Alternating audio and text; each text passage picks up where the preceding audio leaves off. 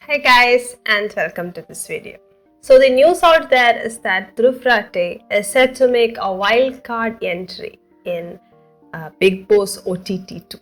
Well, a guy with a YouTube channel dedicated to education and awareness going to participate in Bigg Boss is one hell of a thing.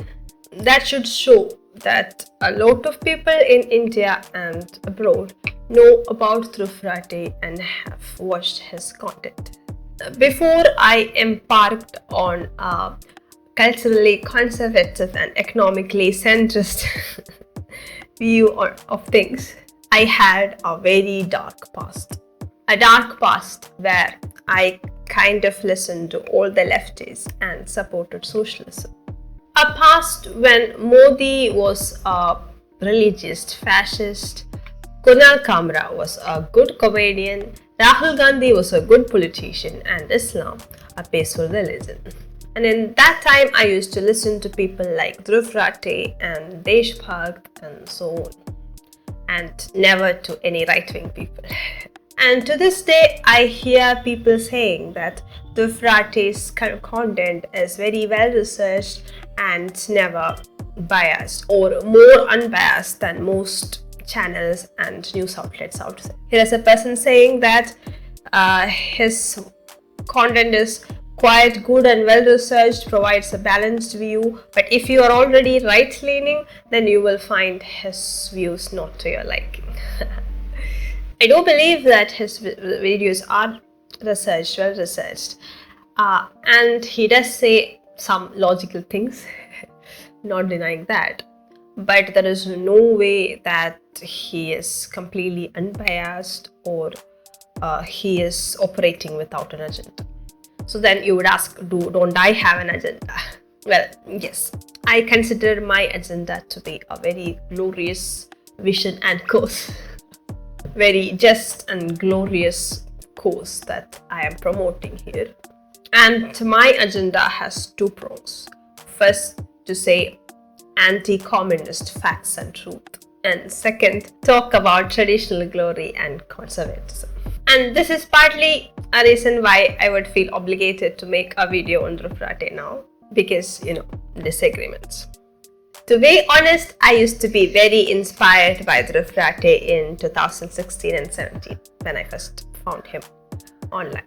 I wanted to make content like him, talk about matters in the way that he did or does. Well, I'm still envious because, subscribers. So please subscribe to this channel. If you don't, I'm going to turn into a monster. As a left-leaning person, he represented the epitome of reason and logic. The left in India wholeheartedly believes that Modi is a fascist, Yogi Adityanath is a terrorist, Hindu terrorist, BJP is an undemocratic party, again fascism, and RSS is like the Nazi party.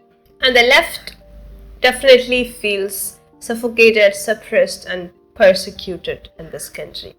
That's the reason why they don't win any elections anymore. The minorities are definitely oppressed in a fascist country. You even had to ask that. So Dhruv Rathee represents this crowd. We call ourselves, or I used to call myself, an intellectual, a liberal person, a well-educated, academically oriented, intellectual again. The only people who understands what's actually going on in India. Everybody else is blind to the truth.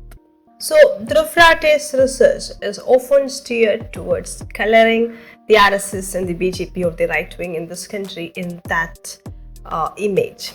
How everything is the BJP RSS people's or Modiji's propaganda to get across their fascist idea. Well, we can't really blame them also because the right wing in a lot of ways are very reactionary in this country, where they get just one little spark and then they just go more violence and shit. But in this video, I would like to poke holes in some of his narratives and show that he's not actually as logically sound as he sounds. Getting right into it, the first major logical fallacy that he uses in his content is the logical fallacy called false equivalence. And he seems to use this a lot.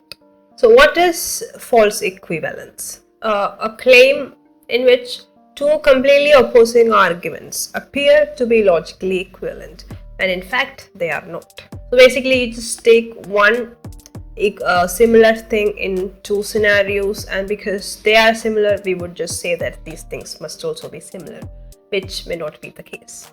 So in this video, where he is talking about how China became a superpower in the world, he is actually comparing China to India, and he shows how economically weak India is in comparison to China.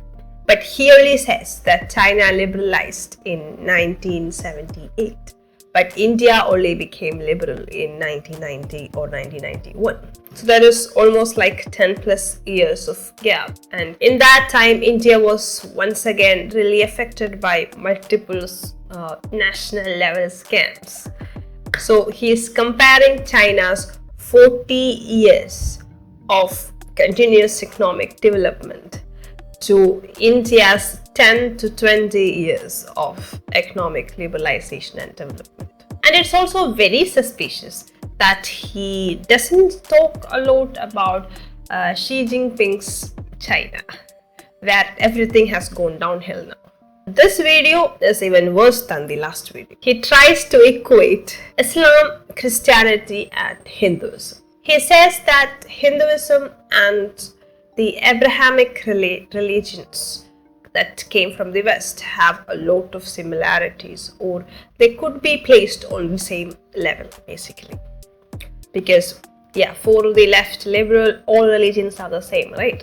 Anyone disagrees with that, or if anyone says that no, different religions have different ideologies and different agendas, they could be for two reasons.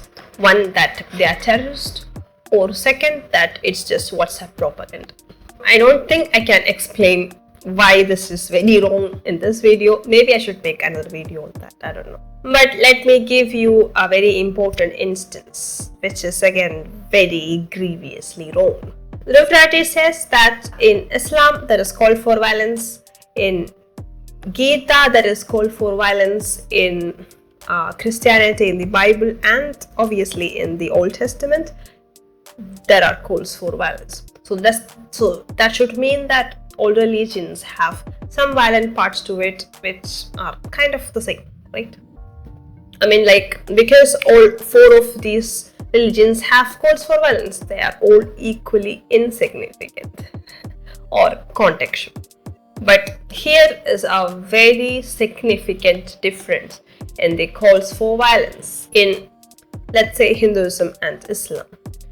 In Bhagavad Gita, when Krishna asks Arjuna to go on war or to take up your arms and fight, he does that for two things. One is to establish dharma or justice or the right kind of rule in the land. And second, he asks Arjuna to take up his arms against his own brothers. And in comparison, in Islam, there is the calls for violence are for two things. One, to the expansion of the religion or for religious reasons. The cause for violence is religious, to spread religion or to eradicate other religions.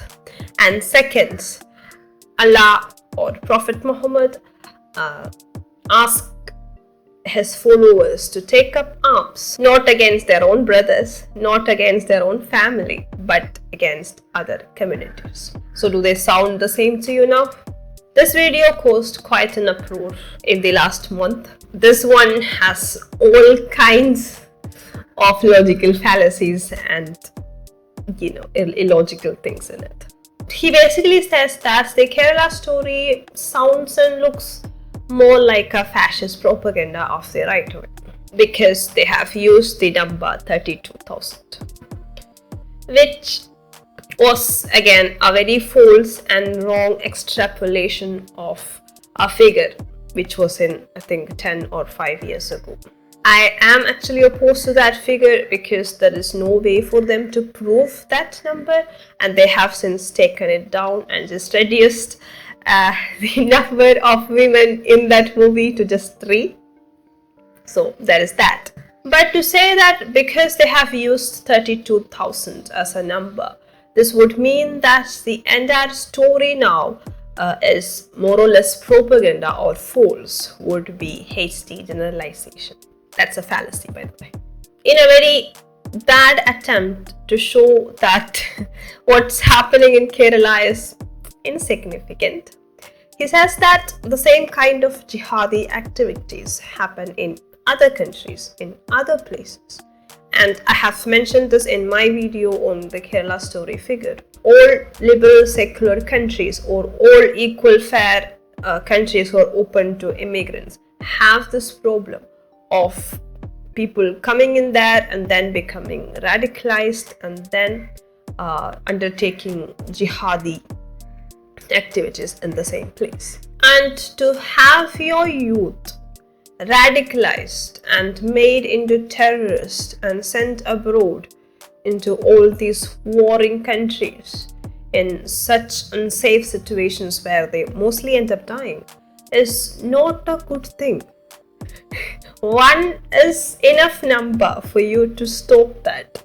Instead, if a person says that, oh, look at all these other countries, they are also affected by this, so then it should be a problem. That just does not is a valid point to raise against jihadi recruitment. What do you think? Because it happens in Sweden and France and US more often than in Kerala, we should just slide it by and never talk about it in the public domain. So in some places he actually stoops lower than just using logical fallacies. For instance, this video, whatever he says in this video is just lies, okay? There is no other way to put it. And in this video he calls Savarkar मैं Hitler के fan boy गुरुजी गोलवाकर जो कि खुद एक Hitler के fan boy होते हैं. I actually went online and searched, did these people actually support Hitler? Because this guy, so famous guy, is making this claim, really. So I have come to a decision that if you guys are going to call the conservative right-wing people Hitler's fanboy or fascist, I'm going to call left liberals or liberals hippies. Okay, you get to choose what kind of hippies you want. You can either be Forrest Gump kind of hippies, or you can be Charles Manson kind of hippies. You get to decide on that, okay? And his take on partition is quite mainstream. He actually gives you the left Congress narrative of partition. And if everyone disagrees with the Congress narrative, or if anyone disagrees with the left narrative, then they are just labeled fascist, Hitler's fanboy, narcissist, and so on. We can't have a democracy with just one party, can we? Or just one ideology. We need multiple people and multiple perspectives on things. That's not fascism, okay?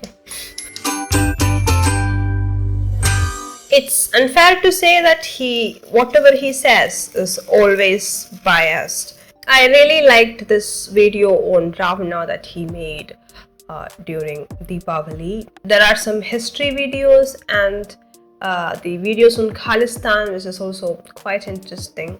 But I think his problem is the historical problem that India is facing. False secularism and minority appeasement or religious appeasement in the name of liberalism and secularism. And of course, the historical hate against the right wing, the Hindu right wing. The real problem with that is that if you are not willing to encourage, promote, or at least listen to opposing perspectives or different takes on issues, that you will be inviting true fascism and violence in the name of equity, freedom, and liberalism. So, what do you think of this video? How do you like Dhruv Rathee's videos? Please let me know in the comment section. Or if you are a fan of Dhruv Rathee, how would you respond to what I've said? Please tell me in the comment section respectfully. And like this video and subscribe for more content like this. Hi guys, and here is the first book I have written, Life in a Ziploc Bag. It's the story of 4 teens living in a city and the impactful reality of modern life, where we often chase love, intoxication, and adventure. Does it seem like a story that you would be interested in? If so, please check it out on Amazon or Flipkart. And it's also available for direct buying from the publisher itself. All these links are given in the description. Grab your copy now. Thank you.